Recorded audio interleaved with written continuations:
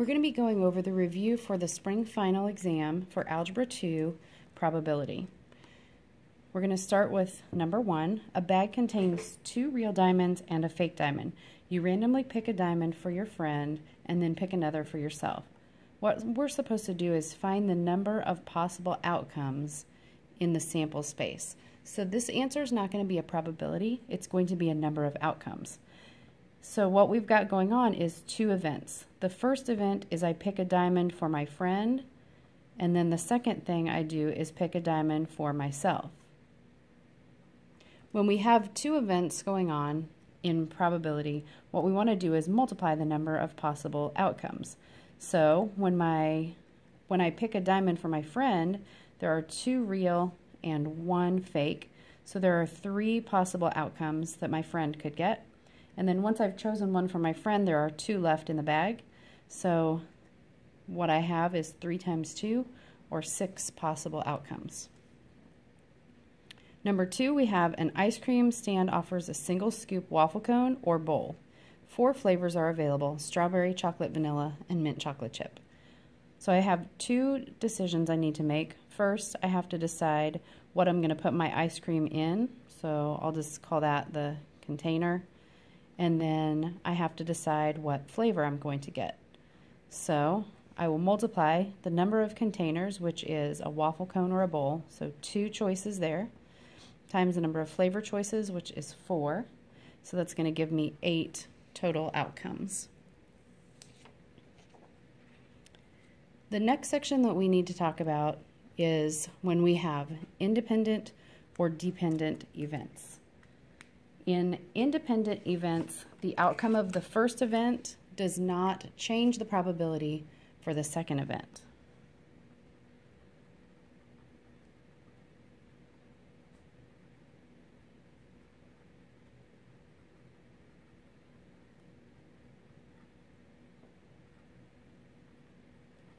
In dependent events, the outcome of the first event changes the probability of the second event.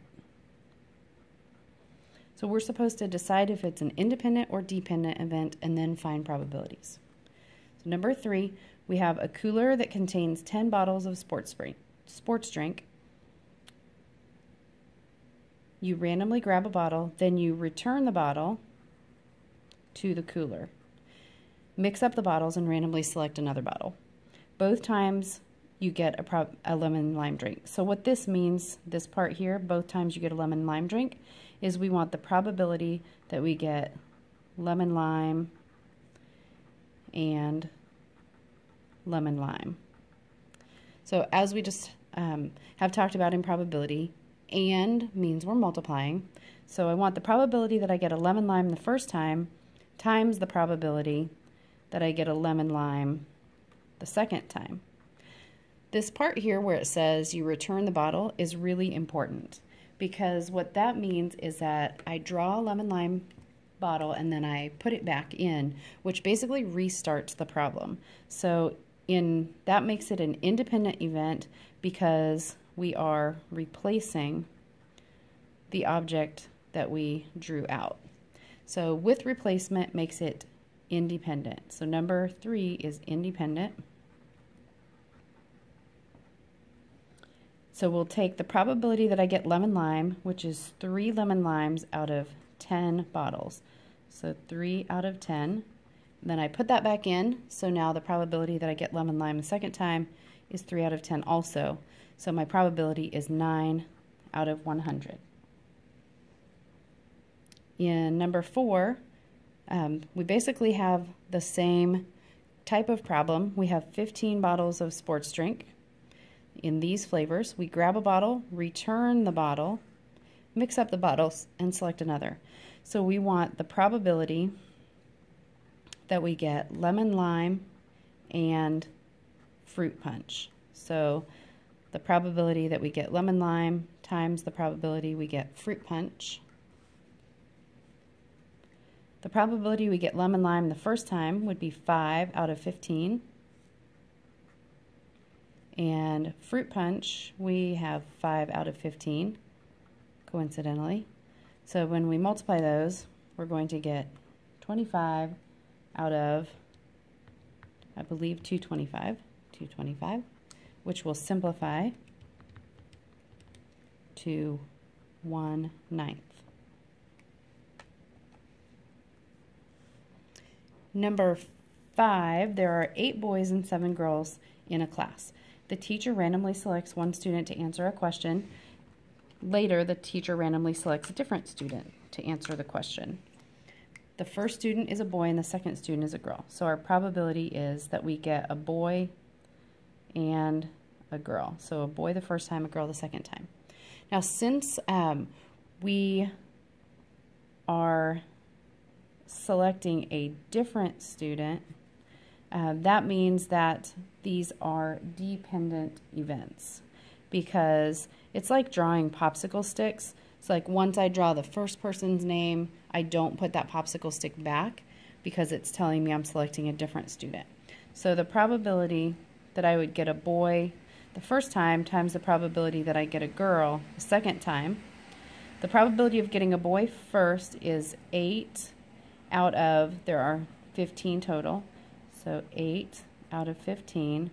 Then the probability that I get a girl the second time, well, there are 7 girls since I didn't already pick one of them, but this time there are only 14 students to choose from because I've already picked one from before.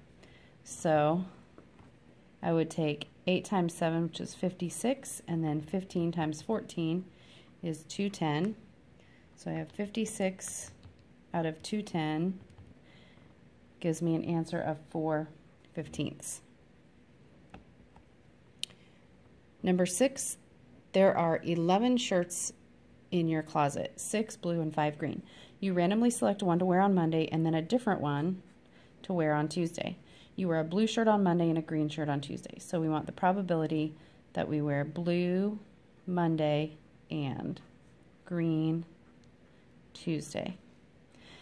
Since we're picking a different shirt both days, these are going to be dependent events. So the probability that I pick a blue shirt times the probability that I pick a green shirt. The probability for blue, I have 11 in my closet, 6 are blue. So 6 out of 11 that I pick a blue on Monday. Now on Tuesday, I still have 5 green shirts in there because I picked a blue one on Monday, but now I only have 10 shirts in my closet. So I have 6 out of 11 times 5 out of 10, which is 30 out of 110, which will simplify to 3/11.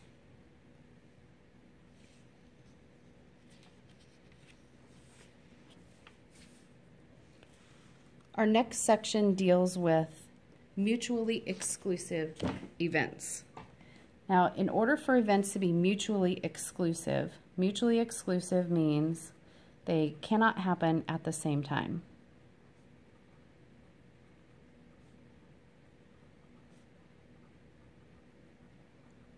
So examples of that would be when I roll a number cube, that I could get a 2 and an odd number.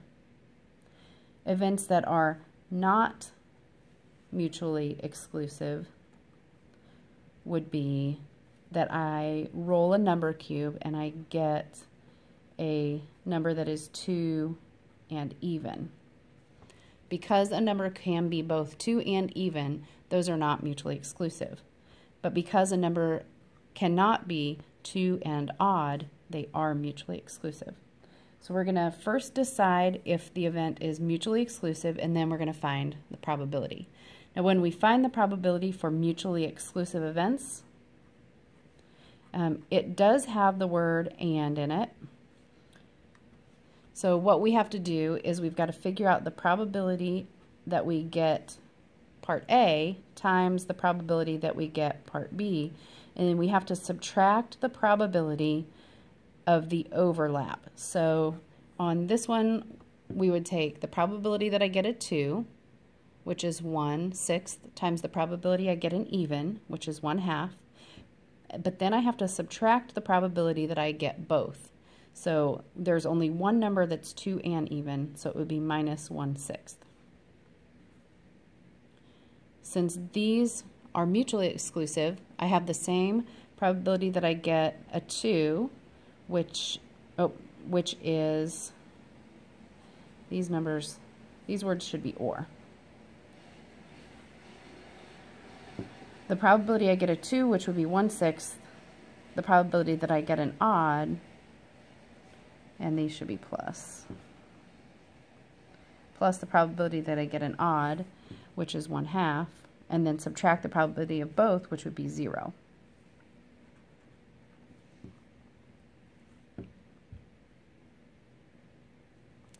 Okay, so we have a magazine that contains 12 pages. You open to a random page. We want to know the probability that the page number is 2 or 8. So we ask ourselves the question, can the page number be 2 and 8 at the same time? And the answer to that is no. So these are mutually exclusive.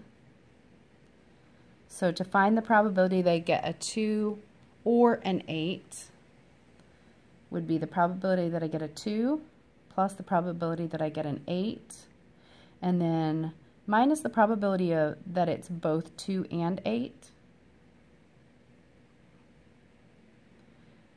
But since it can't be 2 and 8, this is 0. So the probability that I land on page 2 is 1 out of 12. Probability I land on page 8 is 1 out of 12. Minus 0 would be 2 out of 12, or 1/6. A basket contains 4 apples, 4 peaches, and 5 pears. You randomly select a piece of fruit. We want to know what is the probability it is an apple or a peach. Are these mutually exclusive or not? Well, can a piece of fruit be both an apple and a peach at the same time? The answer to that is no, so that makes them mutually exclusive. So I want to know the probability that I pick an apple, which is 4 out of how many pieces of fruit I have, which is 4, 4, and 5, so 4 out of 13, plus the probability that I pick a peach. There are 4 peaches, so that's another 4 out of 13, minus the probability that it's a peach and an apple, which is 0. So when I add those together, I get 8 out of 13. A bag contains 4 yellow tickets numbered 1 to 4. The bag also contains 4 green tickets numbered 1 to 4. We are going to randomly pick a ticket. We want to know what is the probability that it is green or has an even number. So we want to say, can the ticket be green and have an even number? Well, let's see. There are 4 green tickets numbered 1 to 4, so it's possible for the ticket to be green and even at the same time. So these are not mutually exclusive, which means we're going to have some overlap. So to find the probability that it's green or even, we want the probability that it's green plus the probability that it's even minus the probability that it is both at the same time. So we have 8 total tickets. The probability that we grab a green ticket is 4 out of 8. Plus the probability of getting an even ticket. Well, for even tickets, we have 4 yellow tickets numbered 1 to 4. We have 4 green tickets numbered 1 to 4. So there are 1, 2, 3, 4 even tickets, so 4 out of 8, minus the probability that it's both green and even. So the green tickets numbered 1 to 4, there would be 2 of those that are green and even. So we'd want to subtract 2 out of 8. So we have 4 8s plus 4 8s minus 2 8s makes 6 8s, or 3/4. Number 10, a box of chocolates contains 5 milk chocolates and 5 dark chocolates. 1 of the milk chocolates and 2 of the dark chocolates have peanuts inside. You randomly select and eat a chocolate. We want to know what is the probability that it is milk chocolate or has no peanuts inside. the question we need to ask ourselves is it possible for for one of the candies to be milk chocolate and have no peanuts inside? Well, we've got 5 milk chocolates. Only one of the milk chocolates has peanuts. So yes, it is possible to be both milk chocolate and have no peanuts. So this is not mutually exclusive. Then to find our probabilities, we want the probability that it is milk chocolate plus the probability that it's no peanuts minus the probability that both of those things happen at the same time. So for milk chocolate, we have a box that has 5 milk and 5 dark chocolates. So the probability that it's milk chocolate would be 5 out of 10. The probability of having no peanuts, well, we have 1 milk chocolate that has peanuts and 2 dark chocolate that has peanuts. So 3 have peanuts, which means that 7 have no peanuts. So the probability of having no peanuts is 7 out of 10, minus the probability that it is milk chocolate and has no peanuts. Since 1 of the milk chocolates has peanuts, that means 4 do not. So we need to subtract 4 out of 10. So we'll have 5 tenths plus 7 tenths makes 12 tenths, minus 4 tenths gives us 8 tenths, which would simplify to 4/5.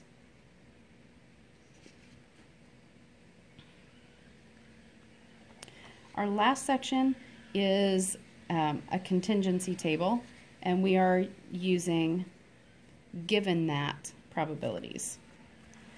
So here we have camp counselors. There are 18 male juniors, 21 female juniors, 25 male seniors, and 16 female seniors. So we want to know what is the probability that a randomly selected counselor is a female given that they are a senior. So let's talk about given that.